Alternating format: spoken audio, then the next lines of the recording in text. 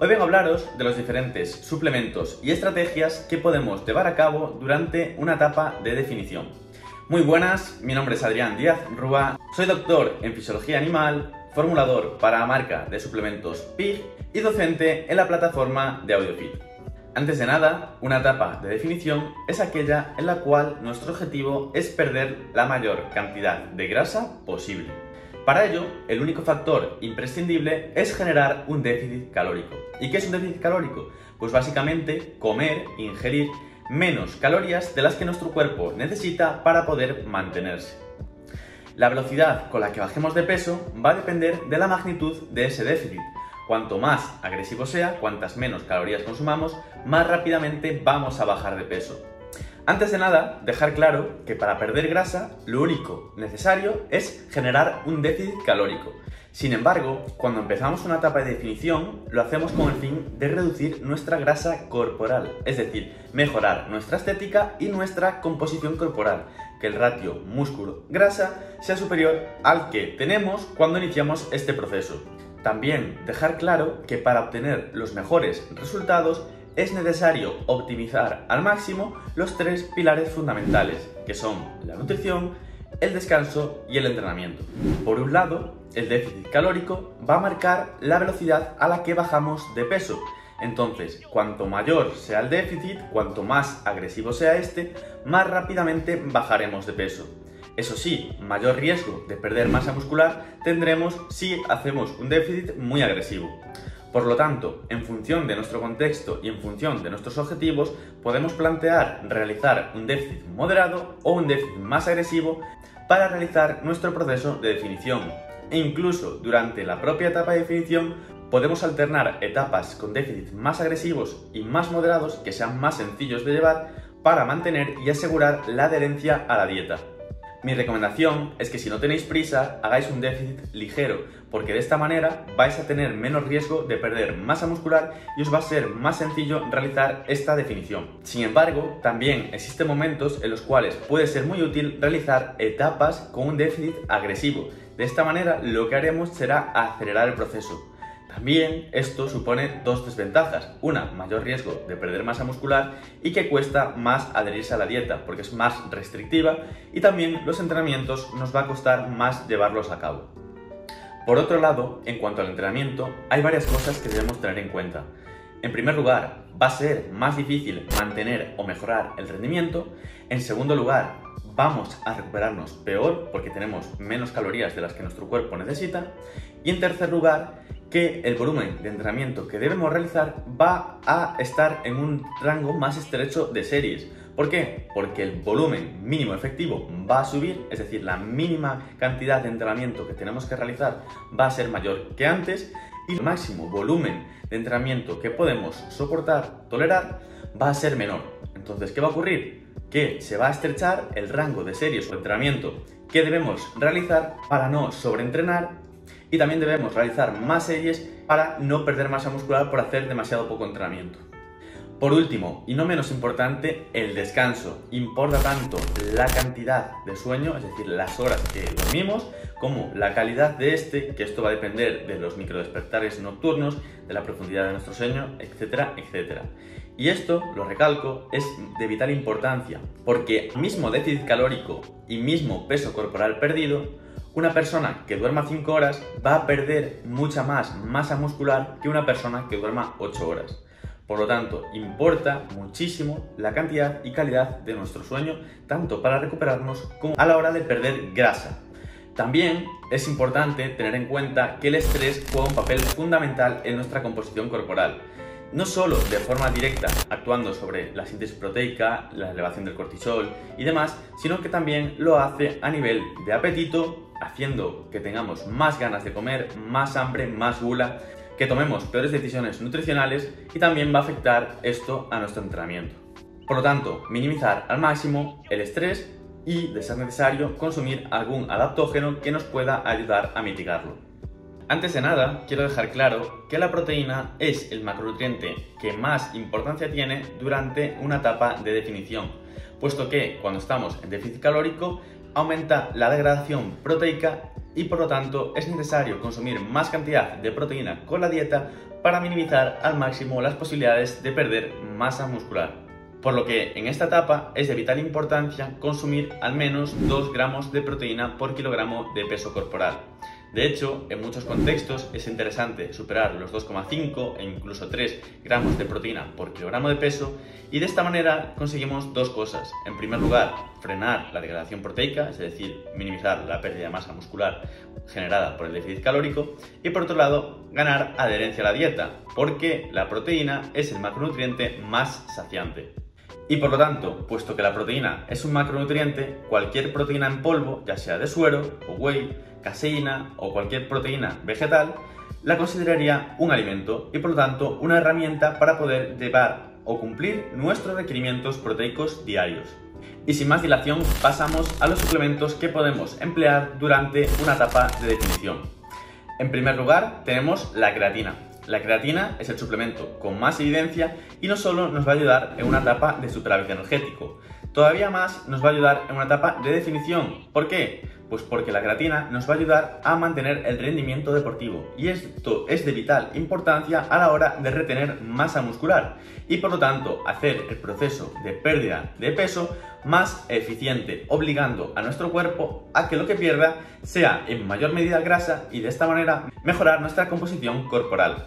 De forma muy resumida, en cuanto a dosis y timing, sería 1 gramo por cada 10 kilogramos de peso corporal todos los días sin necesidad de descanso. Si queréis saber más información sobre esta sustancia, tenéis otros vídeos en el canal del DoFit que podéis ver para consultar cualquier tipo de duda o detalle. En segundo lugar, y probablemente uno de los suplementos que más nos pueda ayudar en una etapa de definición, es la cafeína. La cafeína es un estimulante del sistema nervioso central que actúa antagonizando los receptores de adenosina. Esto produce un aumento de las catecolaminas que a su vez aumenta el gasto energético y la termogénesis, facilitando tanto la movilización como la oxidación de los ácidos grasos.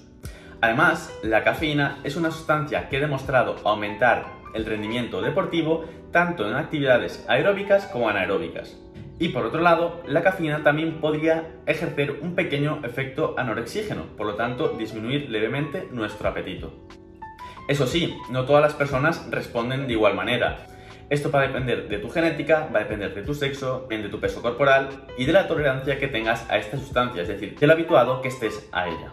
Por lo tanto, mi recomendación es que empecéis por la mínima dosis efectiva y vayáis incrementando la dosis con el paso del tiempo. De esta manera, minimizaremos los posibles efectos secundarios como nerviosismo, ansiedad o taquicardias. En cuanto a la mínima dosis efectiva, ronda el 1,5 miligramos por kilogramo de peso corporal, siendo la dosis más estudiada entre 2 y 3 miligramos por kilogramo de peso. Y puesto que es una sustancia que está expuesta a taquifilaxia, es decir, genera tolerancia con el paso del tiempo y es necesario aumentar la dosis para mantener los mismos efectos, mi recomendación es que empecéis de menos a más y vayáis subiendo la dosis con el paso del tiempo.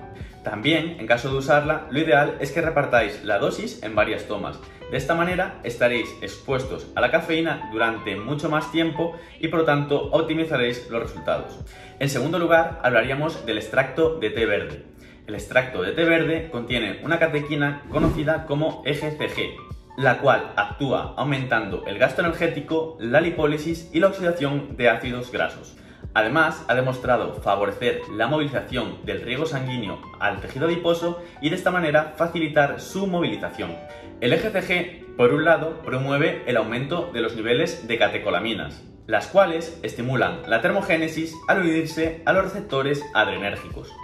Por otro lado, el EGCG inhibe a la enzima COMT, catecol o metiltransferasa.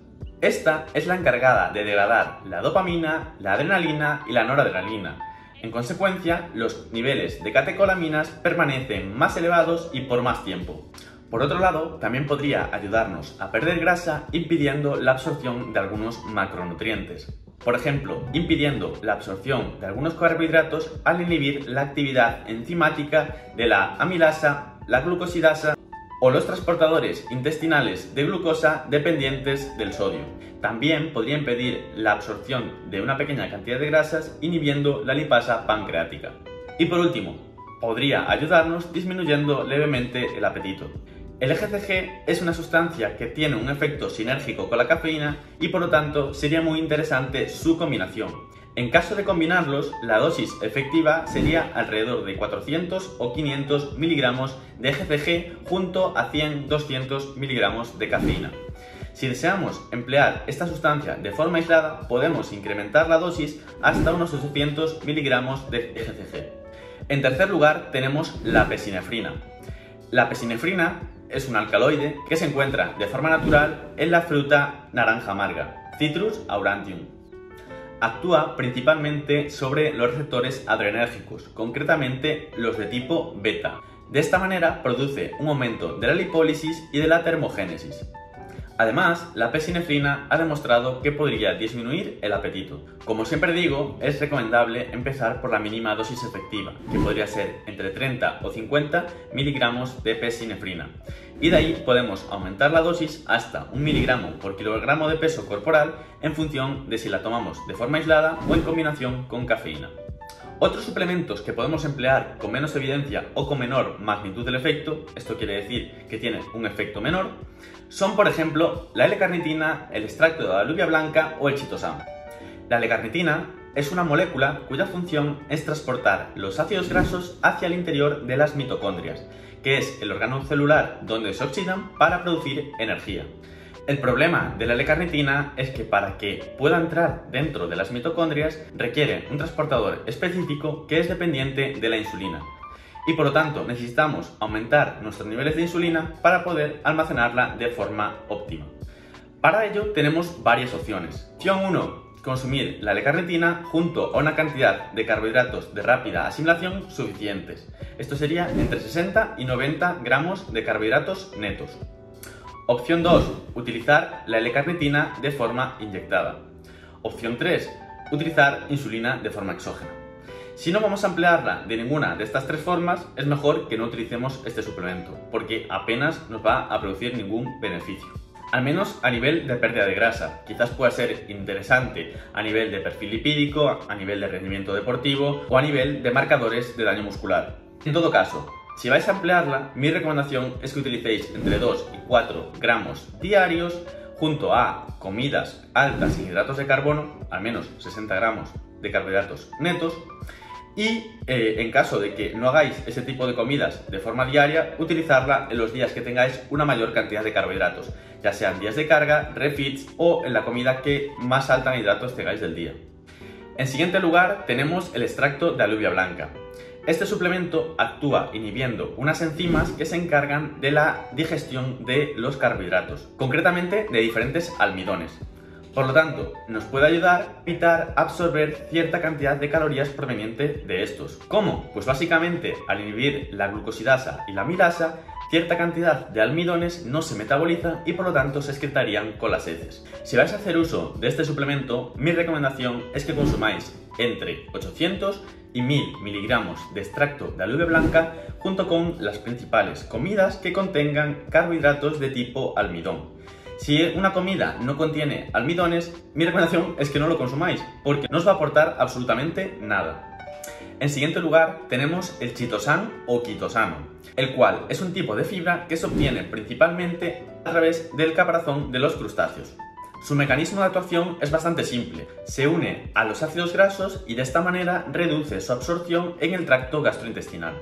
Es decir, se comporta como un imán de las grasas en nuestro intestino y de esa manera una pequeña cantidad de esas grasas no se absorben sus calorías y se expulsan con las heces. En cuanto a la dosis a emplear, sería de como mínimo 2 gramos diarios, siendo ideal llegar más cerca de los 4,5. Al igual que con el extracto de alubia blanca, es importante que cuando consumamos el chitosan o quitosano, lo hagamos junto a una fuente de grasas. De esta manera va a poder adherirse a ella y evitar su absorción. Por otro lado, también existen ciertas herramientas que nos pueden ayudar a perder grasa de forma más o menos localizada. Y estas serían, por ejemplo, las cremas reductoras, la ultracavitación o la criolipólisis. Las cremas reductoras son un producto para uso tópico que se formula de cara a ser comercializado con una serie de principios activos que han demostrado su eficacia para la pérdida de grasa. Y por otro lado, te preguntarás a qué porcentaje de grasa es recomendable utilizar este tipo de productos. Pues bien, el efecto de cualquier crema o complemento alimenticio que está enfocado a la pérdida de grasa, no es inherente a tu composición corporal y por lo tanto siempre le puedes sacar partido independientemente de cuál sea este. Aunque por supuesto es ideal utilizar este tipo de cremas cuando ya se está a un porcentaje de grasa bajo, que es cuando las zonas de grasa rebelde comienzan a ser más notorias. Por otro lado, también tenemos la ultracavitación y las técnicas de criolipólisis. La ultracavitación es una técnica reductora cuya principal finalidad es eliminar los depósitos de grasa acumulados en el cuerpo de una manera no invasiva, es decir, sin recurrir a ninguna cirugía. Las zonas tratadas normalmente son los muslos, las caderas, los brazos y el abdomen. Y la criolipólisis es una técnica que emplea el frío para romper el adipocito, es decir, las células de grasa. Y con cada sesión de criolipólisis se destruye aproximadamente una cuarta parte de la zona a tratar, siendo los resultados visibles a las 3 o 4 semanas. Obviamente, el utilizar complementos alimenticios o recurrir a este tipo de herramientas como cremas o técnicas no invasivas como la criolipólisis no eximen de realizar un déficit calórico y de cumplir con los principios básicos del entrenamiento y de la nutrición. Por lo tanto, todo suma, pero la base es la base y sin un déficit calórico no vas a perder grasa. Y hasta aquí el vídeo de hoy, espero que os haya gustado, espero que os haya parecido interesante. Si tenéis cualquier duda, dejádmela en los comentarios de este vídeo y os la responderé encantado, o escribidme a través de mi cuenta de Instagram. Y os recuerdo que en la descripción de este vídeo tenéis los enlaces a las formaciones de AudioFit para prepararte para ser entrenador o dietista legalmente. Nada más, nos vemos en el próximo vídeo.